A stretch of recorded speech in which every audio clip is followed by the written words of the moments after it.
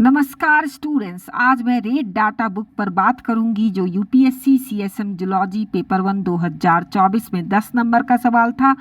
साथ ही बताऊंगी कि क्यों environment science most reliable subject हो सकता है जेपीएससी, स्टेट फॉरेस्ट सर्विसेज तथा अन्य स्टेट फॉरेस्ट सर्विसेज के लिए। Red Data Book is an open access public database that enlists endangered species of plant, animals and fungi in color coded pages. The nomenclature was based on the involvement of Soviet biologists who pioneered the formulation of categorization of various endangered species. And it was published by IUCN for the first time in 1966, and after that it is being published by IUCN. Different color of pages represents different status of endangerment. Black highlights list of extinct species. Red or pink signifies critically endangered. White is for rare, and green marks the species who have been recovered from danger of extinction. The Red Data book encapsulates 9 different categories of threats, which includes extinct, extinct in wild, critically endangered, least concern, etc. This enlisting of over 2 lakh species helps not only in public awareness towards biodiversity for conservation, but also helps in policy formulation and threat assessment, prioritizing funding and strategies of NGOs, different kind of the strategists, different kinds of the governments in conservation of different kind of species. It is also meant to meet the sustainable development goals and Aichi targets related to biodiversity conservation. And last but not the least, the limitations of the book is it is not very comprehensive, as we all know that there are large number of species that have and their status has not been encapsulated.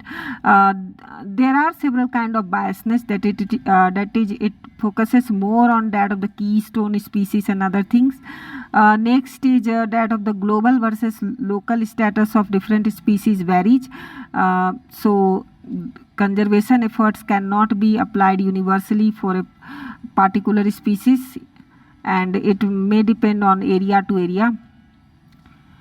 These are the limitations. Now I will talk about the IUCN. IUCN is International Union for Conservation of Nature, and it is a body constituting of both government, NGO and civil society, and it was formulated and formed in 1948 with headquarters at Gland, Switzerland. It is meant to influence, encourage and assist in policy formulation and in implementation for the conservation of various wildlife and natural resources. And there are several initiatives that have been taken by that of the IUCN, which includes Red Data Book, Nature 2030, Invasive Species specialist group, tree assessment among other things. So अब बात करते हैं कि क्यों आप ले सकते हैं environment science as a most reliable optional subject. Because obviously इसके सिलेबस काफ़ी क्रिस्प एंड क्लियर हैं, लिमिटेड सिलेबस हैं, अवेलेबिलिटी ऑफ रिसोर्सेज बहुत ज़्यादा है, आपको एक्सटेंसिव बैकग्राउंड की ज़रूरत नहीं है कि आप अगर आपने 4 साल 5 साल ग्रेजुएशन और पोस्ट ग्रेजुएशन में इस विषय को पढ़ा है तभी आप ले सकते हैं, क्योंकि ये सबके लिए अंडरस्टैंडेबल है. आप इसको जीके के लिए पढ़ते ही हैं, ज्योग्राफी में कुछ भाग आता है, बायोलॉजी में कुछ भाग आता ही है, तो इस तरह से ये आपके लिए मोस्ट रिलायबल सब्जेक्ट साबित हो सकता है.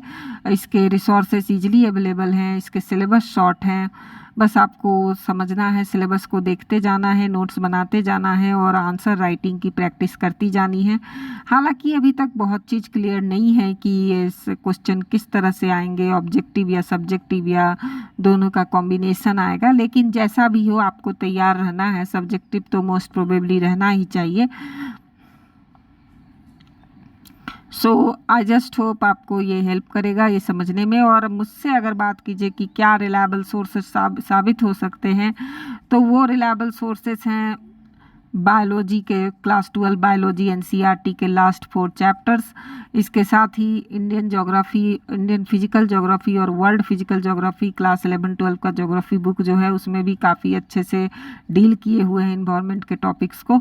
साथ ही आप अगर झारखंड के जंगल और वन्य जीव संपदा के बारे में भी जानना आपको ठीक रहेगा, जेपीएससी फॉरेस्ट सर्विस के लिए या जिस भी स्टेट सर्विसेज के लिए दे रहे हैं। साथ ही शंकर आईएएस का जो बुक आता है उसको भी आप पढ़ सकते हैं, इन्वायरमेंट के लिए वो बहुत ही पॉपुलर रहा था।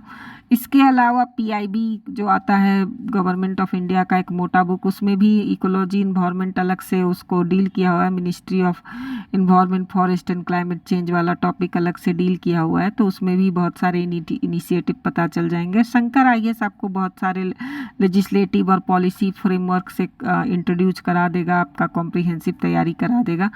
इसके अलावा अगर आप मुझसे बात करो तो मैं कहूँगी कि आप किसी भी कोचिंग का नोट्स जैसे कि वाजीराम का नोट्स ले सकते हैं। विजन 365 इन्वायरमेंट जो होता है करंट अफेयर इन्वायरमेंट से रिलेटेड, वो भी स्टडी कर सकते हैं। तो और झारखंड स्पेसिफिक अगर आप कर रहे हैं या किसी भी स्टेट स्पेसिफिक, तो वहाँ के जो भी बुक पढ़ेंगे, खासकर ल्यूसेंट या मनीष रंजन, जो डॉक्टर मनीष रंजन आईएएस है उनका बुक, तो उसमें भी डील किया ही हुआ होगा इन्वायरमेंट से रिलेटेड टॉपिक्स कॉम्प्रिहेंसिव मैनर में, जो भी लेजिस्लेटिव और पॉलिसी फॉर फ्रेमवर्क हैं।